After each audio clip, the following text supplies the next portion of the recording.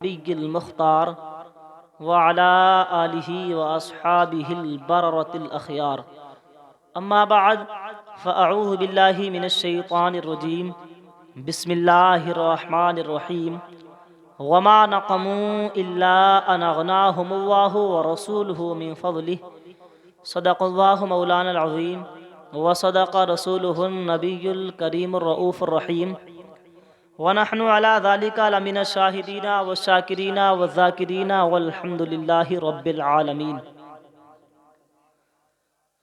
آپ حضرات مل کر سبھی نبی اور آل نبی کی بارگاہ میں درود پاک پڑھیں. پڑھی آواز بلند. اللہم صلی علی سیدنا و مولانا محمد مبارک وسلم.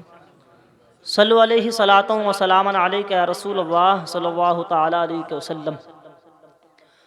ہمارے پیر و مرشد آقا نعمت دریائے رحمت جانشین مفتی اعظم حضرت علامہ مفتی اختر رضا خان قادری ازہری بریلوی مقدس اللہ علیہ ارشاد فرماتے ہیں: منور میری آنکھوں کو میرے شمس الضحیٰ کر دیں. منور میری آنکھوں کو میرے شمس الضحیٰ کر دیں. غموں کی دھوپ میں بھی سائے زلف دتا کر دیں. اور جہاں بانی عطا کر دیں بھری جنت ہبا کر دیں. جہاں بانی عطا کر دیں بھری جنت ہبا کر دیں. نبی مختار کل ہیں جس کو جو چاہیں عطا کر دیں. نبی مختار کل ہے جس کو جو چاہیں عطا کر دیں. اور جہاں میں ان کی چلتی ہے وہ دم میں کیا سے کیا کر دیں. جہاں میں ان کی چلتی ہے وہ دم میں کیا سے کیا کر دیں. زمین کو آسماں کر دیں. زمین کو آسماں کر دیں. ثریا کو ثرا کر دیں. زمین کو آسماں کر دیں. ثریا کو ثرا کر دیں. اور آگے ارشاد فرماتے ہیں: فضا میں اڑنے والے یوں نہ اترائیں ندا کر دیں. فضا میں اڑنے والے یوں نہ اترائیں ندا کر دیں. وہ جب چاہیں جسے چاہیں اسے فرما روا کر دیں. وہ جب چاہیں جسے چاہیں اسے فرما روا کر دیں.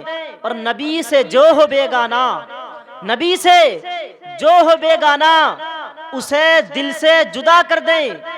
نبی سے جو ہو بیگانہ اسے دل سے جدا کر دیں. پدر مادر برادر مال و جاں ان پر فدا کر دیں. پدر مادر برادر مال و جاں ان پر فدا کر دیں. اور اختر رضا خان قادری ازہری مکتب میں ارشاد فرماتے ہیں: مجھے کیا فکر ہو اختر میرے یاور ہیں وہ یاور. مجھے کیا فکر ہو اختر میرے یاور ہیں وہ یاور. بلاؤں کو جو میری خود گرفتار بلا کر دیں. بلاؤں کو جو میری خود گرفتار بلا کر دیں. اور حضرات شاعر غوث اعظم کی شان میں عرض کرتا ہے: ہر منظر حیات کی شمشیر غوث ہے. ہر منظر حیات کی شمشیر غوث ہے. مشکل کو کاٹتی ہوئی شمشیر غوث ہے. مشکل کو کاٹتی ہوئی شمشیر غوث ہے.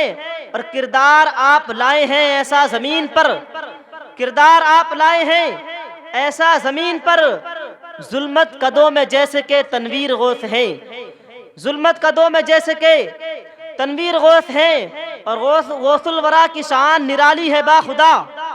غوث الورا کی شان نرالی ہے با خدا. ہر شاہ ان کے در کا سوالی ہے با خدا. ہر شاہ ان کے در کا سوالی ہے با خدا.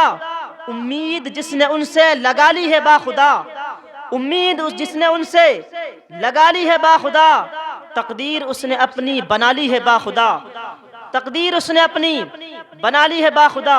برادران ملت اسلامیہ، حضور صلی اللہ تعالی علیہ وسلم کے اختیارات و تصرفات ایک ایسا موضوع ہے جس پر عہد رسالت سے لے کر اب تک امت محمدیہ کا اتفاق رہا ہے. کیونکہ اپنے رب قدیر کے عطا کردہ اختیارات و تصرفات ہی کی بدولت سے نبی کریم صلی اللہ تعالی علیہ وسلم نے کبھی ڈوبے ہوئے آفتاب کو بے نقاب کر دیا. کبھی شباب و تابانیت کے ڈھلے ہوئے پیکر میں بدر نیر کو سینے کو اپنی انگشت مبارک سے چاک کر دیا. کبھی اپنے دست مبارک سے سیاہ فام چہرے کو روشن و منور کر دیا. کبھی نبی کریم صلی اللہ تعالی علیہ وسلم نے عشرہ مبشرہ کو جنت کا مژدہ سنا دیا، یہ سب کے سب خود ہی نبی کریم صلی اللہ تعالی علیہ وسلم کے مالک و مختار ہونے کے منہ بولتے ثبوت ہیں۔ حضرات قرآن مقدس کی بے شمار آیتیں شاہد ہیں، لیکن حضرات نظر آنے کے لیے نگاہ محبت کی ضرورت پڑتی ہے۔ میں نے ابھی جس آیت مقدسہ کی تلاوت کرنے کا شرف حاصل کیا، اس میں رب قدیر جل جلالہ ارشاد فرماتا ہے وَمَا نَقَمُوا إِلَّا أَنْ أَغْنَاهُمُ اللَّهُ وَرَسُولُهُ مِنْ فَضْلِهِ، انہیں کیا برا لگا، یہی نہ کہ اللہ اور اس کے رسول اپنے فضل و کرم سے، اللہ اور اس کے رسول نے اپنے فضل و کرم سے اسے غنی کر دیا۔ برادران اسلام، اس آیت مقدسہ میں غنی کرنے کی نسبت اللہ اور اس کے رسول کی جانب کی گئی ہے۔ اس سے پتہ چلتا ہے کہ اللہ کے پیارے حبیب صلی اللہ تعالی علیہ وسلم لوگوں کو غنی اور مالدار بناتے ہیں۔ اب یہ بات ظاہر ہے کہ دوسروں کو غنی اور مالدار وہی کر سکتا ہے، لوگوں کو غنی اور مالدار وہی بنا سکتا ہے جو خود مالک و مختار ہو۔ اسی لیے تو حضور اعلی حضرت ارشاد فرماتے ہیں میں تو مالک ہی کہوں گا کہ ہو مالک کے حبیب، میں تو مالک ہی کہوں گا کہ ہو مالک کے حبیب، یعنی محبوب و محب میں نہیں میرا تیرا، یعنی محبوب و محب میں نہیں میرا تیرا۔ اور حضرات دوسرے مقام پر رب تبارک و تعالی ارشاد فرماتا ہے وَمَا كَانَ لِمُؤْمِنٍ وَلَا مُؤْمِنَةٍ إِذَا قَضَى اللَّهُ وَرَسُولُهُ أَمْرًا أَن يَكُونَ لَهُمُ الْخِيَرَةُ مِنْ أَمْرِهِمْ وَمَن يَعْصِ اللَّهَ وَرَسُولَهُ فَقَدْ ضَلَّ ضَلَالًا مُبِينًا۔ حضرات اس آیت کریمہ کے شان نزول کے متعلق ائمہ مفسرین ارشاد فرماتے ہیں کہ حضرت زید بن حارثہ رضی اللہ تعالی عنہ حضور صلی اللہ تعالی علیہ وسلم کے آزاد کردہ غلام ہیں، اور نبی کریم صلی اللہ تعالی علیہ وسلم نے انہیں اپنا متنبہ بیٹا بنا لیا تھا۔ حضور صلی اللہ تعالی علیہ وسلم نے اپنی پھوپھی کی بیٹی حضرت زینب بنت جحش رضی اللہ تعالی عنہ کو نکاح کا پیغام دیا۔ حضرت زینب بنت جحش رضی اللہ تعالی عنہ خاندان قریش کی بڑی عزت دار عورت تھی، اور حضرت زید بن حارثہ کفو بھی نہ تھے۔ لیکن حضرت زینب بنت جحش اور ان کے برادر حضرت عبداللہ بن جحش نے اس نکاح کو منظور نہ کیا، آپ نے اس بات کو انکار کر دیا۔ اس وقت یہ آیت کریمہ نازل ہوئی۔ اس آیت کریمہ کے نازل ہونے کے بعد میں دونوں بھائی بہن خوب تائب ہوئے اور رضامندی ظاہر کر دی، اس کے بعد میں نکاح ہو جاتا ہے۔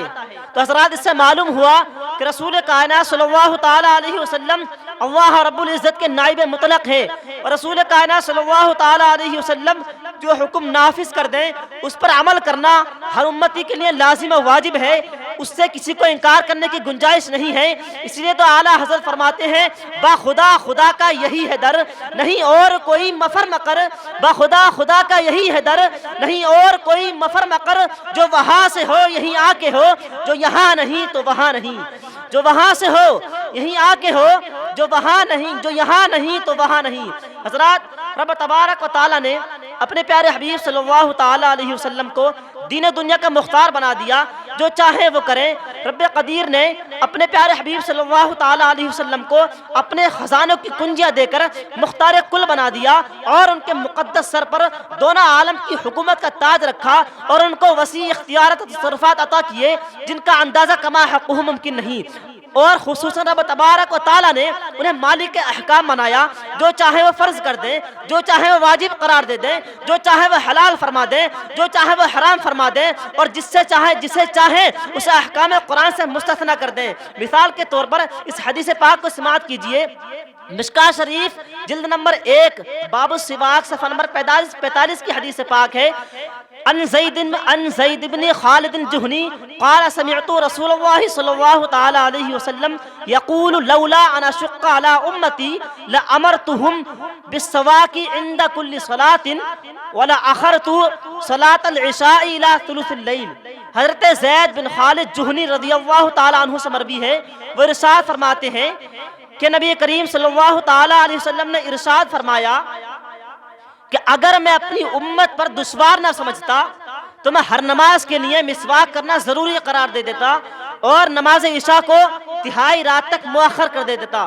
حضرات اس حدیث پاک سے یہ حقیقت بالکل واضح ہو گئی، یہ حقیقت بالکل ظاہر ہو گئی کہ نبی کریم صلی اللہ تعالی علیہ وسلم مالک احکام ہیں، حاجت روا ہیں، مختار کل ہیں، اور نبی کریم صلی اللہ تعالیٰ علیہ وسلم کو رب تبارک و تعالیٰ نے دونوں عالم کی حکومت بخشی ہے۔ اسی لیے تو حضور اعلیٰ حضرت ارشاد فرماتے ہیں، رسالت کل، امامت کل، سیادت کل، امارت کل، حکومت کل، ولایت کل، خدا کے یہاں تمہارے لیے، خدا کے یہاں تمہارے لیے۔ برادران ملت اسلامیہ، آج کے اس پرفتن دور میں کلمہ پڑھنے والی ایک جماعت ہے جو اپنا آپ کو دیوبندی، وہابی اور غیر مقلد کہلاتی ہے۔ اس کا یہ عقیدہ ہے کہ نبی کریم صلی اللہ تعالیٰ علیہ وسلم ہماری طرح بے بس و مجبور ہیں، معاذ اللہ۔ جیسے کہ وہابیوں کے پیشوا مولوی اسماعیل دہلوی نے اپنی کتاب تقویۃ الایمان میں لکھا ہے، جس کا نام محمد اور علی ہو، وہ کسی چیز کا مالک و مختار نہیں، معاذ اللہ۔ اور آج کے سب وہابیوں کا بھی یہی عقیدہ ہے، اور اسی باطل عقیدہ کا پرچار گلی گلی میں گھوم کر مسلمانوں کے درمیان کرتے ہیں۔ لہٰذا میں آپ کے سامنے صحیح اور مستند حدیثوں سے نبی کریم صلی اللہ تعالیٰ علیہ وسلم کے اختیارات پیش کرنا چاہتا ہوں، تاکہ کوئی بدعقیدہ آپ کے ایمان پر ڈاکہ نہ ڈال سکے۔ حضرات، خالق اکبر جل جلالہ نے اپنے محبوب اکبر صلی اللہ تعالیٰ علیہ وسلم کو اپنی طرف سے سارے جہان کا مالک و مختار بنا دیا۔ جو چاہے وہ فرض ہو جائے اور جسے منع فرما دے وہ حرام ہو جائے، کیونکہ نبی کریم صلی اللہ تعالیٰ علیہ وسلم نے جو چاہا وہ ہو گیا۔ نبی کریم صلی اللہ تعالیٰ علیہ وسلم نے چاند کو دو ٹکڑے کرنا چاہا تو بوقیس کی پہاڑی پر چڑھ کر اپنی انگشت مبارکہ سے اشارہ کیا تو چاند دو ٹکڑے ہو گیا۔ سورج کو لوٹانا چاہا تو سورج آپ کی بارگاہ میں واپس لوٹ آیا۔ درختوں سے چاہا تو اپنی بارگاہ اقدس میں بلوا لیا، پتھروں سے چاہا تو اپنی نبوت اور رسالت کا اقرار کروا لیا، ابو جہل کی بند مٹھیوں میں کنکروں سے چاہا تو کلمہ پڑھوا لیا، سراقہ سے بچنا چاہا تو دشمن کو زمین کو دشمن کے پیر کی زنجیر بنا دیا، جنگ بدر میں چاہا تو فرشتوں کو اپنا سپاہی بنا لیا، صحابہ اکرام کو 1400 صحابہ اکرام کو کھانا کھلانا چاہا تو حضرت جابر کے تھوڑے سے کھانے میں اپنا لعاب دہن ملا دیا، جس کی برکت سے تمام مجاہدین اسلام نے پیٹ بھر بھر کے کھانا کھایا، لیکن کھانا ختم نہیں ہوا۔ حضرت ابوبکر صدیق رضی اللہ تعالیٰ عنہ کو سانپ کے زہر سے بچانا چاہا تو اپنا لعاب دہن سانپ کے کاٹنے کی جگہ پر لگا دیا تو سانپ کا زہر ختم ہو گیا۔ حضرت علی کی آشیب زدہ آنکھ میں اپنا لعاب دہن لگایا تو وہ فوراً اچھی ہو گئی۔ حضرت عبداللہ ابن عتیق کی ٹوٹی ہوئی پنڈلی کی ہڈی کو جوڑنا چاہا تو اس پر اپنا دست اقدس پھیر دیا تو وہ ایسے ہو گئی جیسے کہ کبھی اس میں تکلیف ہی نہ ہوئی ہو۔ مدینہ منورہ کو حرم بنانا چاہا تو حرم بنا دیا، ایک پیالہ دودھ سے چاہا تو 70 صحابہ اکرام کو سیراب کر دیا، اور انگلیوں سے چاہا تو چشمے جاری کر دیے۔ اسی لیے تو حضور اعلیٰ حضرت ارشاد فرماتے ہیں، انگلیاں ہیں فیض پر ٹوٹے ہیں پیاسے جھوم کر، انگلیاں ہیں فیض پر ٹوٹے ہیں پیاسے جھوم کر، مصطفیٰ کا پنجہ پر نور در چشم، انگلیاں ہیں فیض پر ٹوٹے ہیں پیاسے جھوم کر، انگلیاں ہیں فیض پر ٹوٹے ہیں پیاسے جھوم کر، ندیاں پنج آب رحمت کی ہیں جاری واہ واہ، ندیاں پنج آب رحمت کی ہیں جاری واہ واہ، چشمے پھوٹے انگلیوں سے سیر لشکر ہو گیا، مصطفیٰ کا دریا، مصطفیٰ کا پنجہ پر نور دریا ہو گیا، مصطفیٰ کا پنجہ پر نور دریا ہو گیا۔ حضرات، ایک حدیث پاک کو سماعت کرنا، اس کے بعد اپنی جگہ لیتا ہوں۔ بخاری شریف کے حدیث پاک ہے، انما انا قاسم واللہ یعطی، بے شک بانٹتا میں ہی ہوں اور عطا اللہ تبارک و تعالیٰ کرتا ہے۔